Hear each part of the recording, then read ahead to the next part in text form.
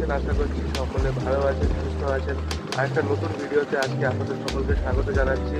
আজকে এই মুহূর্তে আমি রয়েছি মৌসুনি আইল্যান্ডে। আমি স্টে করছি আজকে বালুচরি ক্যাম্পে। পিছনে আপনারা দেখতে পাচ্ছেন ঢেউ কীরকম উঠছে, প্রচুর ঢেউ উঠছে। কালকে সকালবেলা এসেছিলাম এবং আজকে আমি আপনাদেরকে বলতে চলেছি যে আপনারা কীভাবে এই মৌসুনি আইল্যান্ডে আসবেন।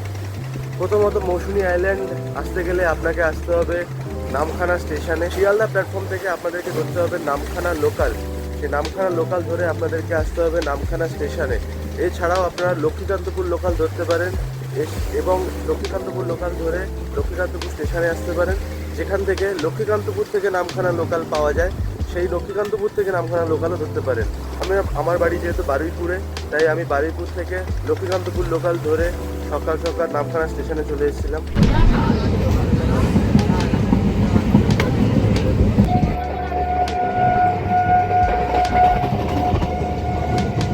প্রত্যেকটা ট্রেন সকালবেলা নামখানা স্টেশনে এসে দাঁড়ায় আধ ঘন্টা।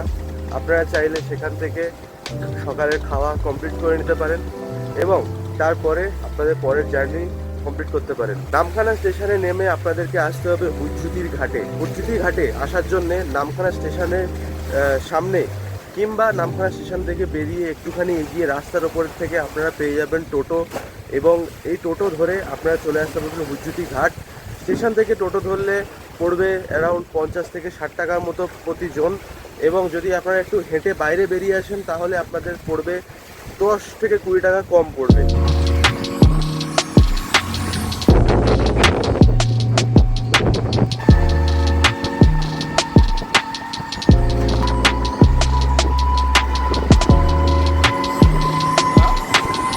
উজ্জুতি ঘাটে আসার পরে আপনাদেরকে কিন্তু নদী পেরোতে হবে।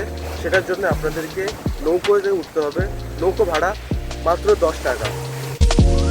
উজ্জাইত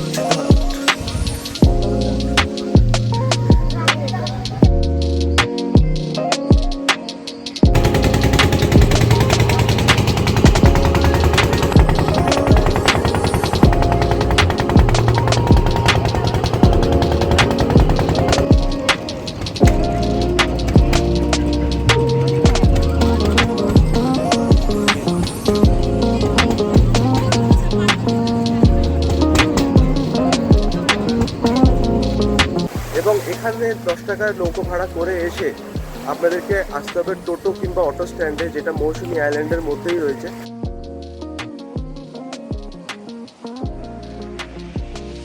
মৌসুনি আইল্যান্ড টোটো স্ট্যান্ডে কিন্তু ফিক্সড রেট থাকে। 5 জন তারা নেবে এবং প্রত্যেকের ভাড়া নেবে 35 টাকা করে। যদি আপনারা 5 জনের কমে থাকেন তাহলে সেই 5 জনের ভাড়াটাই কিন্তু আপনাদেরকে দিতে হবে, যেটা দাঁড়াচ্ছে 175 টাকা। এবং আপনারা যে ক্যাম্প বলবেন, যে ক্যাম্পের নাম বলবেন, সেই ক্যাম্পে আপনাদেরকে তারা পৌঁছে দেবে। আমি এই মুহূর্তে আছি বালুচরি ক্যাম্পে। বালুচরি ক্যাম্পে আসার কন্ট্যাক্ট ডিটেলস আমি আপনাদেরকে দিয়ে দেবো। এছাড়াও আরও অনেক ক্যাম্প আছে মৌসুনি আইল্যান্ডে, যেটা আপনারা পেয়ে যেতে পারেন। আপাতত দেখে নিন আমাদের ক্যাম্পে আসার পরের অভিজ্ঞতাটা।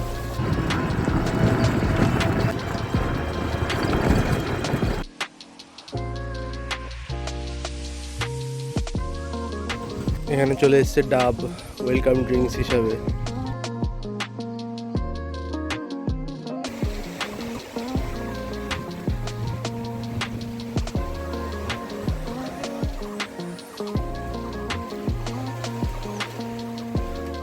আর এই পাশে রয়েছে খাওয়ার জায়গা।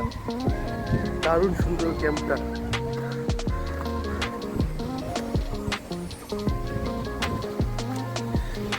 অ্যান্ড এই পাটটায় রয়েছে খাওয়ার জায়গা।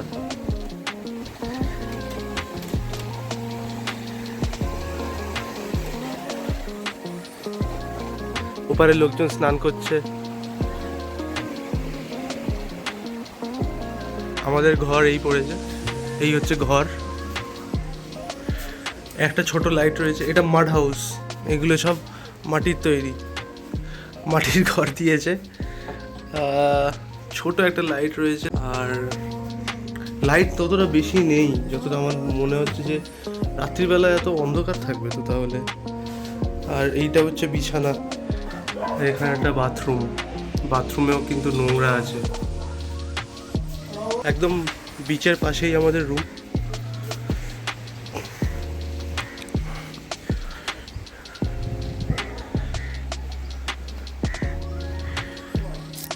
আমার স্নান করা হয়ে গেছে, এখন আমি চলে এসেছি দুপুরের লাঞ্চ খেতে।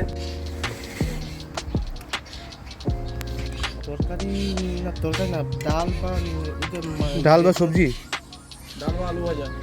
হ্যাঁ, ডাল ভাজা। ঠিক আছে।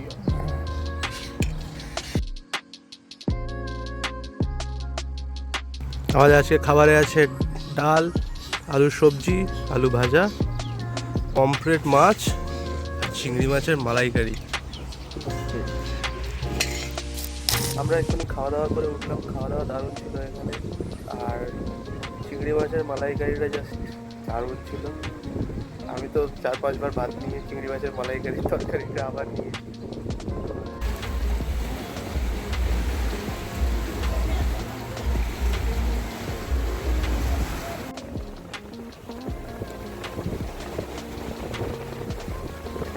দুপুরবেলা ভাত খেয়ে তো আমি শুয়ে ঘুমিয়ে পড়েছিলাম, একদম দারুণ ঘুম হয়েছে। ভাত মুখ দুপুরে, এখন বাজে 5:30।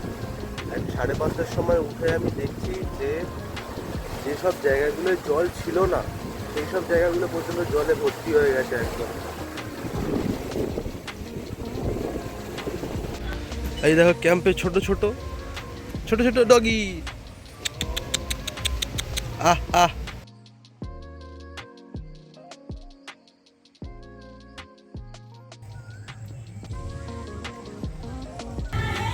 পুরো ক্যাম্পে আমি একাই আছি, আমার একার জন্যই লাইট জ্বালিয়ে দিয়েছে, আমার একার জন্যই চালু করে দিয়েছে। আর ওদিকে আমার জন্য আমি বললাম বারবিকিউ করো, তো বলে ঠিক আছে চলো বারবিকিউ করছি।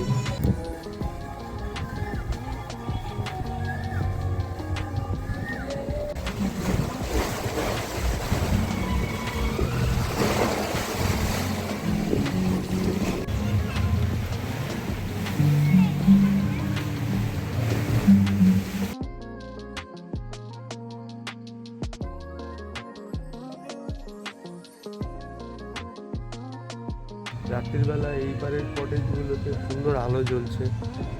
এটা হচ্ছে ডাইনিং রুম, যেটা কিন্তু আমরা ইউজ করছি না, আমরা বাইরে ওখানটায় খাচ্ছি।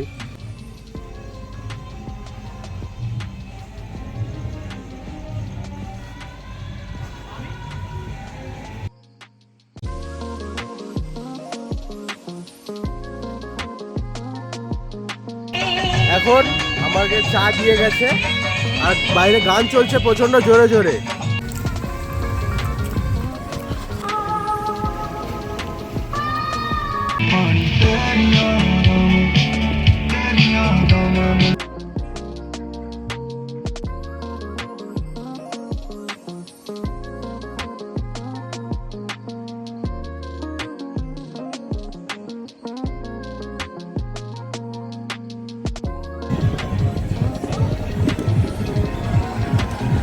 তাহলে তুমি এটা বসো।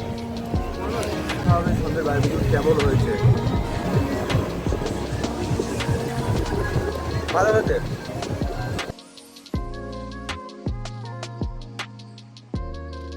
আমরা এবার রাতের ডিনার করতে চলেছি। তো রাতের ডিনারে আছে রুটি আর চিকেন। আমাদের রাতের খাবার চলে এসেছে রুটি মাংসের তরকারি, মোটামুটি ভালোই, ঘরোয়া রান্না।